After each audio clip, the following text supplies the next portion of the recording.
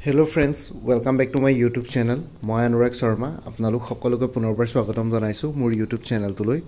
আজি মই আপোনালোকৰ সন্মুখত এটা নতুন ভিডিঅ'লৈ উপস্থিত হৈছো আৰু আজিৰ ভিডিঅ'টোত মই আপোনালোকৰ সৈতে শেয়াৰ কৰিম, ডিসকাস কৰিম আজি বৰ্তমান হৈ যোৱা পৰীক্ষাটো আসাম ডাইৰেক্ট ৰিক্ৰুটমেন্ট 2.0 ৰ যোনখিনি ক্লাছ 3 গ্ৰেজুৱেট লেভেলৰ পেপাৰ আছিলে পৰীক্ষা হৈ গৈছিলে সো হেখিনি ওপৰত ডিসকাশন কৰিম cut off expected cut off marks কিমান যাব পাৰে level of difficulty কেনেকুৱা আছিল কাৰ কেনেকুৱা ধৰণৰ কি পাৰফৰম্যান্স হৈছিল পৰীক্ষাটোৰ ওপৰত সো মই এতিয়া 1 ঘণ্টা মানৰ আগতে এটা পোল দিছিলো পোলটোত কৈছিলো যে what is your expected score out of 175 so graduate level পেপাৰখনত টোটাল 150 টা কোৱেশ্চনছ আছিল কিন্তু তাৰে 175 মাৰ্কস আছিল টোটাল কাৰণ 25 টা কোৱেশ্চনত ইংলিশ সেকশনৰ ইংলিশ আৰু ল্যাঙ্গুৱেজ সেকশনৰ যোনটো 25 টা কোৱেশ্চনছ আছিল এই 25 টা কোৱেশ্চনছত পাৰ কোৱেশ্চন 2 মাৰ্কস কে 50 মাৰ্কস আছিল ঠিক আছে সো 150 টা কোৱেশ্চনছৰ এগেইনষ্ট 175 মাৰ্কস আছিল সো আপোনালোকৰ এক্সপেক্টেড স্কোৰ কিমান হ'ব পাৰে আউট অফ 175 মাৰ্কস আৰু ইয়াতে যদি আপোনালোকে চাই ইয়াতে টোটাল ভোট আহিছে 3.1 কে ভোটছ আহিছে এতিয়ালৈকে 1 ঘণ্টাত আৰু ভোটছ দিয়াখিনিৰ ভিতৰত below 149% so around 50% 3000 ৰ ধৰক 1500 ক্যান্ডিডেটসে এখৰ তলতে মাৰ্কস পাম বুলি কৈছে সো এবাৰ পেপাৰৰ ডিফিকাল্টি লেভেলটো কিমান আপোনালোকে গম পাব পাৰে ইবাৰ যোৱাবাৰ যদি আমি আসাম ডাইৰেক্ট ৰিক্ৰুটমেন্ট 2022 ৰ কথা যদি কওঁ তেতিয়াহলে তাতে আপোনালোকে হাই সেকেন্ডাৰী লেভেলৰ পেপাৰ এছএছএলসি লেভেলৰ পেপাৰ বা গ্ৰেজুৱেট লেভেলৰ পেপাৰৰ যোনকিটা লেভেল আছিল এইটা অলমোস্ট একেই আছিল পেপাৰ একেই আছিল অলমোস্ট খালি মাৰ্কসৰ ডিফাৰেন্স আছিল টোটাল মাৰ্কসৰ ডিফাৰেন্স আছিল কিন্তু পেপাৰৰ যোনটো লেভেল আছিল ডিফিকাল্টি লেভেলে আছিল বা পেপাৰৰ যোনটো কোৱালিটি আছিল দুইটাৰ একেই হয় লেভেলটো একেই আছিল হাই সেকেন্ডাৰী লেভেলৰ বা গ্ৰেজুৱেট লেভেলৰ কিন্তু এবাৰ হাই সেকেন্ডাৰী লেভেলৰ পেপাৰখন অলমোস্ট ইজি বুলি ক'ব পাৰি কিন্তু গ্ৰেজুৱেট লেভেলৰ পেপাৰখন অকমান কম্পিটিটিভ আহিছিল অলপ টান আহিছিল ঠিক আছে গ্ৰেজুৱেট লেভেলৰ পেপাৰত কিমান কোৱেশ্চনছ ইজি আহিছিল কিমান কোৱেশ্চনছ মডাৰেট আহিছিল কিমান কোৱেশ্চনছ হাৰ্ড আহিছিল হেবোৰ ওপৰত ডিসকাস কৰিম ইয়াতে খালি এবাৰ চাই লৈছো পোলটো চাওতে এতিয়া দেখিছে বিলো 100 মাৰ্কসৰ 49% ক্যান্ডিডেটসে বিলো 100 পাম বুলি ভাবিছে আৰু হেতু বাহি গৈ থাকিব আৰু যিমানে ভোট আহিব 100 to 115 23% 115 to 130 মাৰ্কস 13% সো আমি যদি চাও তেতিয়াহলে 100 পৰা 130 ৰ ভিতৰ পোৱা ক্যান্ডিডেটস 36% আছে আৰু অলমোস্ট 50% ক্যান্ডিডেটসে 100 তলতে পাম বুলি কৈছে বাকি 130 এবভ যদি চাও 130 এবভত ক্যান্ডিডেটসে এতিয়া 3000 ৰ ভিতৰত 16% হৈ আছে কিন্তু পিছলে গৈ পেলাই যিমানে ভোট বাহিব হিমানে পাৰ্সেন্টেজটো হয়তো কমি যাব পাৰে আৰু কিছুমানে ধৰক আপোনালোকক মই ইয়াতে এটা ৰিকুৱেষ্ট কৰিম জেনুইনলি ভোট দিব মানে জেনুইনলি জনাব যে কিমান মাৰ্কস স্কোৰ কৰে এনেকুৱা নহয় যে আপুনি জাস্ট ভোট দিব লাগে হয়তো বহুত কম দি দিব বহুত বেছি দি দিব তেনেকুৱা নহয় জেনুইনলি আপোনালোকে এক্সাম দিয়ে আপোনালোকৰ পাৰফৰম্যান্স কেনেকুৱা হেতুৰ ওপৰত ভোট দিব সো দ্যাট আমি এটা জেনুইন ইয়াতে জেনুইনলি বস্তুখিনি এনালাইসিস কৰিব পাৰো কিমান কাট অফ মাৰ্কস যাব পাৰে ঠিক আছে সো এইখিনি হৈ গল তেতিয়া গম পাম কোনে কিমান মাৰ্কস স্কোৰ কৰিব পাৰে সো ইয়াতে ভোটিংৰ ৰিজাল্টটো এটোৱে আপোনালোকে দেখিছে বেছিভাগ ক্যান্ডিডেটসে অলমোস্ট আধা ক্যান্ডিডেটসে বিলো 100 মাৰ্কসে পাম বুলি ইয়াতে ভোট কৰিছে এতিয়া যদি আমি যোৱাবাৰৰ কথা কওঁ যোৱাবাৰত আপোনালোকে দেখিব ক্যাটেগৰী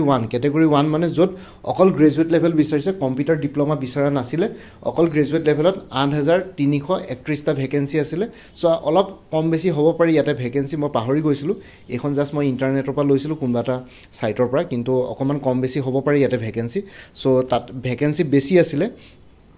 যদি আমি অকল হেৰি গ্ৰেজুৱেট উইথ কম্পিউটাৰৰ কথা চাও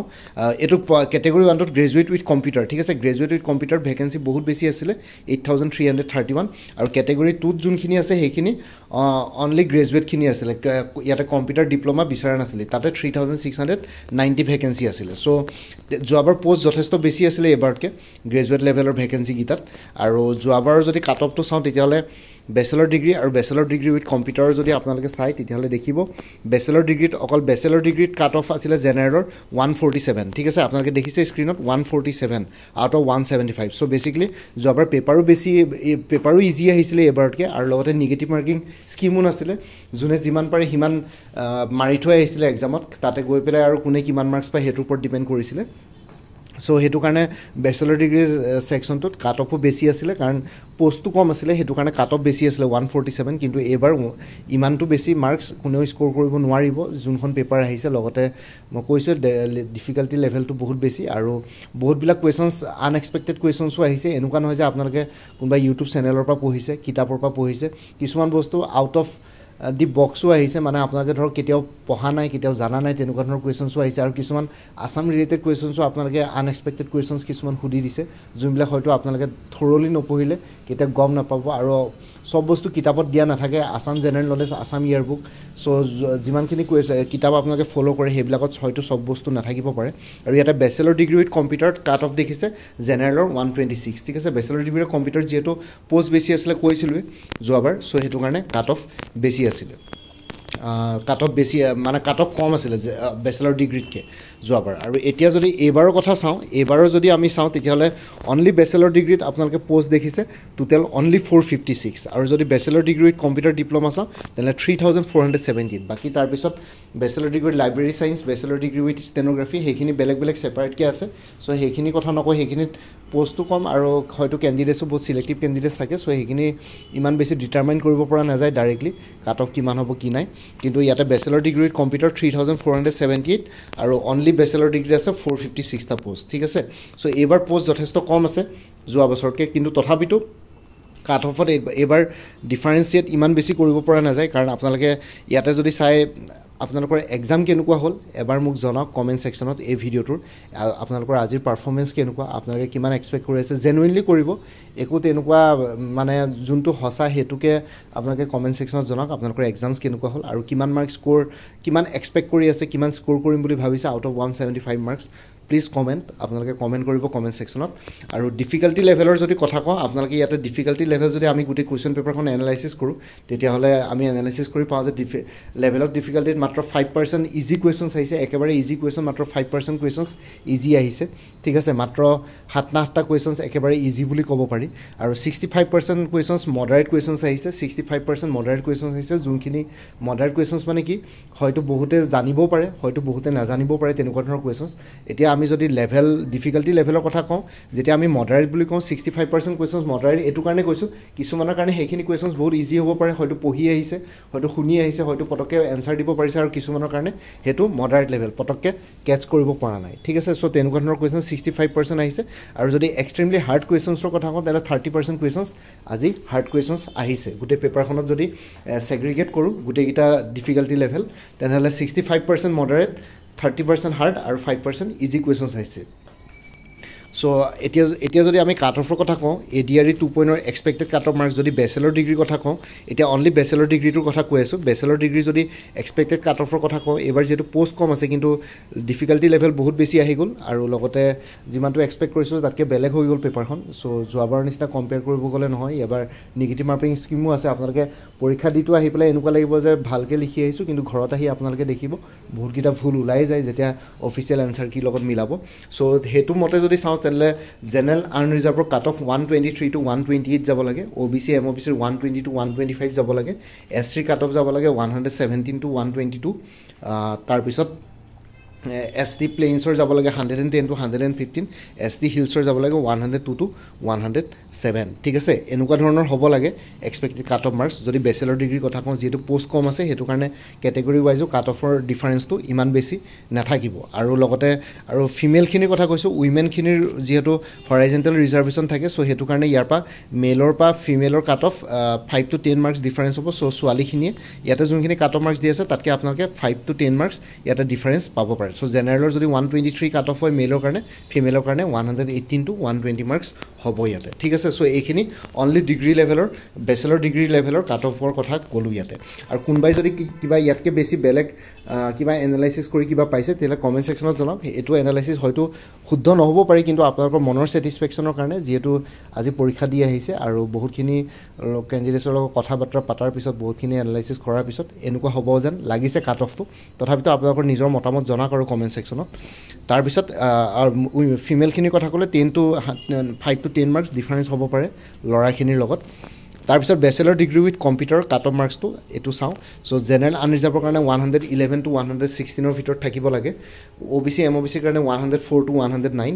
SCৰ কাৰণে 100 to 105 ST প্লেইনছৰ কাৰণে 93 to 98 ST হিলছৰ কাৰণে 80 to 85 ঠিক আছে চ' কাট অফ মাৰ্কছ এনেকুৱা হ'ব লাগে বেচেলৰ ডিগ্ৰী উইথ কম্পিউটাৰ ছেকশ্যনটোৰ মানে কুৱেশ্যন পেপাৰ একেখনে আহিছিলে কমন কুৱেশ্যন পেপাৰ আছিলে দুইটাৰ কাৰণে কিন্তু যিহেতু দুইটা বেলেগ বেলেগ হয় চ' সেইটো কাৰণে কাট অফৰ ইয়াতে বেলেগ বেলেগকৈ ছেগ্ৰিগেট কৰা হ'ব চ' আৰু হৰাইজেণ্টেল ৰিজাৰ্ভেশ্যনৰ কাৰণে ফিমেলখিনিৰ কাৰণে উইমেনখিনিৰ কাৰণে কাট অফ মাৰ্কছ মেলখিনিতকৈ এতিয়া ইয়াৰ ওপৰত যোনখিনি কাট অফ মাৰ্কছ দিছোঁ সেইখিনিতকৈ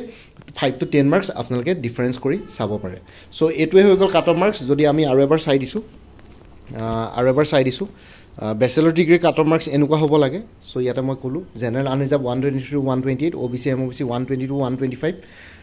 SC 117 to 122 ST plains 100 to 115 110 to 115 ST hills 102 to 107 আৰু ফিমেলখিনিৰ cut off 5 to 10 marks difference হ'ব মেলতকৈ আৰু বেচেলৰ ডিগ্ৰী কম্পিউটাৰৰ cut off marks general unreserved 111 to 116 OBC MOBC 104 to 109 SC 100 to 105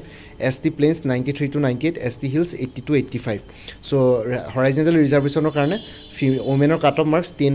5 to 10 marks মেনতকৈ অলপ difference হ'ব ইয়াতে ঠিক আছে বাকী আপোনালোকে কমেণ্ট ছেকশ্যনত জনাওক আপোনালোকৰ কিবা নিজৰ মতামত আছে যদি বা কোনোবাই যদি কিবা এনালাইচিছ কৰি কাট অফ মাৰ্কছ ইয়াতকৈ যদি বেলেগ পাইছে চ' ইয়াতে কণ্ট্ৰভাৰ্চি কৰিবলগীয়া একো কথা নাই জাষ্ট আপোনালোকৰ মনৰ ছেটিছফেকশ্যনৰ কাৰণে কাট অফ মাৰ্কছখিনি দিলোঁ যিমানখিনি ডাটা কালেক্ট কৰিব পাৰিলোঁ এতিয়ালৈকে পৰীক্ষা দি অহাৰ পিছত আৰু লগতে আপোনালোকৰ নিজৰ মতামত জনাওক কোনোবাই যদি কিবা ইয়াতকৈ বেলেগ ধৰণৰ কাট অফ হ'ব বুলি ভাবিছে চ' এবাৰ জনাওক কাট অফ মাৰ্কছ কিমান হ'ব পাৰে